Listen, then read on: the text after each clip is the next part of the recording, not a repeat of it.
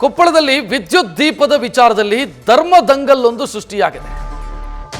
ಬೀದಿ ದೀಪ ಏನು ಅಳವಡಿಕೆಯಾಗಿದೆ, ಅದರಲ್ಲಿ ಗದೆ ಇದೆ, ಬಿಲ್ಲು ಬಾಣ ಇದೆ, 3 ನಾಮ ಇದೆ. ಇದು ಒಂದು ಧರ್ಮವನ್ನು ಸಂಕೇತಿಸುತ್ತೆ, ಅದನ್ನ ತೆರವು ಮಾಡಿ ಅಂತ SDPI ದೂರು ಕೊಟ್ಟಿದೆ.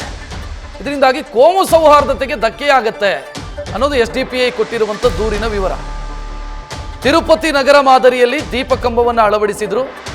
ಇದೀಗ ಇವರಿಗೆ ಸಮಸ್ಯೆ ಆಗ್ತಿದೆಯಂತೆ, ಕೋಮು ಸೌಹಾರ್ದಕ್ಕೆ ಧಕ್ಕೆಯಾಗತ್ತೆ ಅಂತ ದೂರು ಕೊಟ್ಟಿದ್ದಾರೆ. ದೇವಸ್ಥಾನದ ಮುಂದೆ ವ್ಯಾಪಾರ ಮಾಡಬಹುದು, ದೇವಸ್ಥಾನದ ಮುಂದೆ ವ್ಯಾಪಾರ ಮಾಡಿದರೆ ಅದಕ್ಕೇನು ಪ್ರಾಬ್ಲಮ್ ಇಲ್ಲ.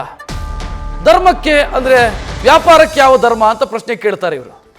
ಅದೇ ಈ ಗದೆ ಹಾಕಿದರೆ ಅಥವಾ ವಿದ್ಯುತ್ ದೀಪಗಳನ್ನು ದೇವಸ್ಥಾನಕ್ಕೆ ಸಂಬಂಧಿಸಿದಂತೆ ಏನಾದರೂ ಹಾಕಿದರೆ ಅದು ಕೋಮು ಸೌಹಾರ್ದತೆಗೆ ಧಕ್ಕೆ ಆಗುತ್ತೆ. SDPI ಅವರು ಕೊಟ್ಟಿರುವಂಥ ದೂರಿದು.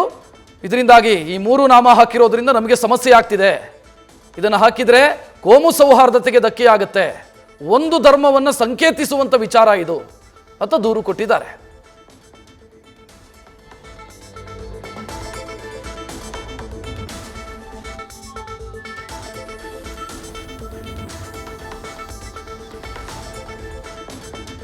SDPI ಪೌರಾಯುಕ್ತರಿಗೆ ದೂರನ್ನು ಕೊಟ್ಟಿದೆ.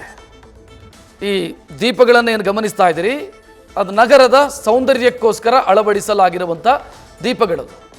ಇದನ್ನು ಅಳವಡಿಸಿದ ಕಾರಣಕ್ಕಾಗಿ ನಮ್ಮ ಕೋಮು ಸೌಹಾರ್ದತೆಗೆ ಧಕ್ಕೆಯಾಗ್ತಾ ಇದೆ ನಮ್ಮ ಊರಲ್ಲಿ ಅಂತ ಇವರು ದೂರು ಕೊಟ್ಟಿದ್ದಾರೆ. ಇದನ್ನು ತೆರವುಗೊಳಿಸಿ, ಇದು ಒಂದೇ ಒಂದು ಧರ್ಮದ ಸಂಕೇತವನ್ನು ಸಾರ್ತಾ ಇದೆ, ಆ ಕಾರಣಕ್ಕಾಗಿ ಇದನ್ನು ತೆರವುಗೊಳಿಸಬೇಕು ಅಂತ ಕೇಳ್ತಾ ಇದ್ದಾರೆ.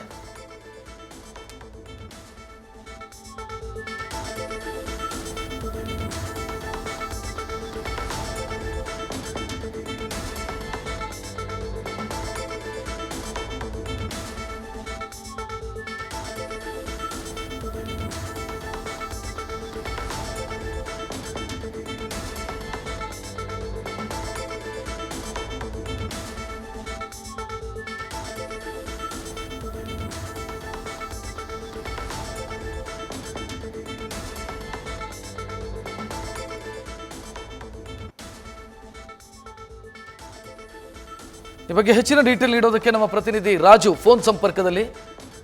ರಾಜು, ಈಗ ಇವರ ಆಕ್ಷೇಪ ಏನು, ತಕರಾರು ಏನು, ಈಗ ಅದನ್ನು ಹಾಕಿದ ಕೂಡಲೇ ಕೋಮು ಸೌಹಾರ್ದತೆಗೆ ಯಾವ ರೀತಿ ಧಕ್ಕೆ ಆಗತ್ತಂತೆ, ಇವ್ರು ಏನಂತೆ ಇವ್ರದ್ದು ಪ್ರಾಬ್ಲಮ್ಮು?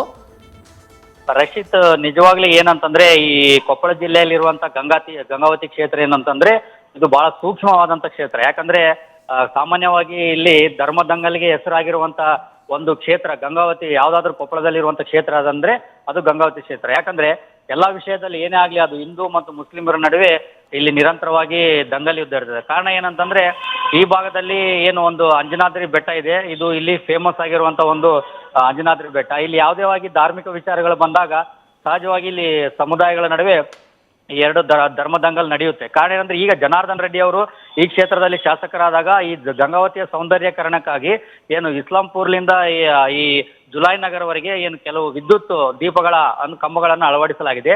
ಈ ವಿದ್ಯುತ್ ದೀಪಗಳಲ್ಲಿ ಏನಂತಂದ್ರೆ ಒಂದು ಧರ್ಮ ವಿಚಾರ ಅಂದ್ರೆ ಧರ್ಮದ ರೀತಿ ಅಂದ್ರೆ ನಮ್ಮ ಹಿಂದೂ ಧರ್ಮದ ಪ್ರಕಾರ ಇಲ್ಲಿ ಅಂಜನಾದ್ರಿ ಅಂದ್ರೆ ಈ ಭಾಗ ಏನು ಅಂಜನಾದ್ರಿ ಪ್ರದೇಶಕ್ಕೆ ಫೇಮಸ್ ಆಗಿರೋದ್ರಿಂದ ಸಹಜವಾಗಿ ಇಲ್ಲಿ ಒಂದು ತಿರುಪತಿಯಲ್ಲಿರುವಂತಹ ಒಂದು ದೇವರ ಒಂದು ನಾಮ ಆಗಿರ್ಬೋದು, ಅದು ಬಿಲ್ಲು ಆಗಿರ್ಬೋದು, ಇದನ್ನೆಲ್ಲ ಒಂದು ಅಲಂಕಾರಿತವಾಗಿ ಅದನ್ನ ಮಾಡಿರುವಂತದ್ದು. ಇದಕ್ಕೆ ಈಗ ಏನ್ SDPI ಅನ್ನೋ ಸಂಘಟನೆ ಇದೆ, ಇಲ್ಲಿ ಈ SDPI ಸಂಘಟನೆ ತಕರಾರು ಮಾಡ್ತಿರುವಂಥದ್ದು. ಅಂದ್ರೆ ಇಲ್ಲಿ ಇದು ಒಂದು ಧರ್ಮದ ಸಂಕೇತ ಐತೆ, ಇದು ಈ ಕಂಬವನ್ನು ತೆರವುಗೊಳಿಸಬೇಕು, ಇದು ಈ ರೀತಿಯಾಗಿ ಇರಬಾರ್ದು, ಇದು ಧರ್ಮಕ್ಕೆ ಪ್ರಚೋದನೆ ನೀಡುತ್ತೆ ಅನ್ನೋ ಒಂದು ಇದರಿಂದ ಈಗ ನಗರಸಭೆಗೆ ಒಂದು ಮನವಿ ಕೊಟ್ಟಿರುವಂಥದ್ದು. ಅಂದ್ರೆ ಇದನ್ನು ತೆರವುಗೊಳಿಸಬೇಕು, ಇಂಥ ವಿದ್ಯುತ್ ದೀಪ ಅಲಂಕಾರಗಳನ್ನ ಅಳವಡಿಸಬಾರ್ದು ಅನ್ನೊಂದು ರೀತಿಯಲ್ಲಿ ಈಗ ತಕರಾರು ತೆಗೆದು ಮನವಿ ಮಾಡಿರುವಂಥದ್ದು. ಅದೇ ರೀತಿ ಈಗ ಈ ಭಾಗದಲ್ಲಿರುವಂತಹ ಹಿಂದೂ ಧರ್ಮದ ಅಂದ್ರೆ ಏನು ಮುಖಂಡರು ಸಹ ಏನಂತಂದ್ರೆ ಅದು ಅಳವಡಿಸೋದ್ರಿಂದ ಯಾವುದೂ ತಪ್ಪಾಗಲ್ಲ. ಯಾಕಂದ್ರೆ ನಮ್ಮ ಗಂಗಾವತಿ ಕಿಷ್ಕಿಂಧ ನಾಡು ಆಗಿರೋದ್ರಿಂದ ಇಲ್ಲಿ ಅಂಜನಾದ್ರಿ ಬೆಟ್ಟ ಇರೋದ್ರಿಂದ ಆ ರೀತಿಯಾಗಿ ನಾವು ಇಲ್ಲಿ ಆ ದೀಪಗಳನ್ನು ಆ ಸಂಕೇತವಾಗಿ ಅಳವಡಿಸಿದ್ದೇವೆ ಹೊರತು ಯಾವುದೇ ಇಲ್ಲಿ ಒಂದು ಧರ್ಮಕ್ಕೆ ಸೀಮಿತವಾಗಿ ಅಳವಡಿಸಿಲ್ಲ. ಒಂದು ಇದು ನಮಗೆ ಸಾಂಕೇತಿಕವಾಗಿ ಗಂಗಾವತಿ ಅನ್ನೋದು ಒಂದು ಅಂಜನಾದ್ರಿ ಬೆಟ್ಟ ಇರೋದ್ರಿಂದ ಅದನ್ನ ಒಂದು ಗುರುತಿಸುವ ಸಲುವಾಗಿ ಅಳವಡಿಸಲಾಗಿದೆ ಹೊರತು ಇಲ್ಲಿ ಯಾವುದೇ ಒಂದು ಧರ್ಮಕ್ಕೆ ನಾವು ತೇಜೋವಧೆ ಮಾಡಬೇಕು ಈ ರೀತಿಯಾಗಿ ಅಳವಡಿಸಿಲ್ಲ ಅನ್ನೋದು ಕೂಡ ಅವ್ರದ್ದು ಕೂಡ ವಾದ ಇದೆ. ಹಾಗಾಗಿ ಈಗ ಇಬ್ಬರ ನಡುವೆ ಕೂಡ ವಾದ ನಡೆಸ್ತಾ ಇರುವಂತದ್ದು ಆ ವಿದ್ಯುತ್ ದೀಪಗಳನ್ನು ಅಳವಡಿಸಲಾಗಿದೆ, ಆ ದೀಪಗಳನ್ನು ತೆರವುಗೊಳಿಸಬೇಕನ್ನೋದು SCBI ಅವರ ಒತ್ತಾಯ ಆಗಿರುವಂತದ್ದು. ರಕ್ಷಿತ್, ಧನ್ಯವಾದ ರಾಜು ಮಾಹಿತಿಗೆ. ನ್ಯೂಸ್ ಫಸ್ಟ್ ನಿರ್ಭೀತಿಯಿಂದ ನಿಮ್ಮ ಪರವಾಗಿ.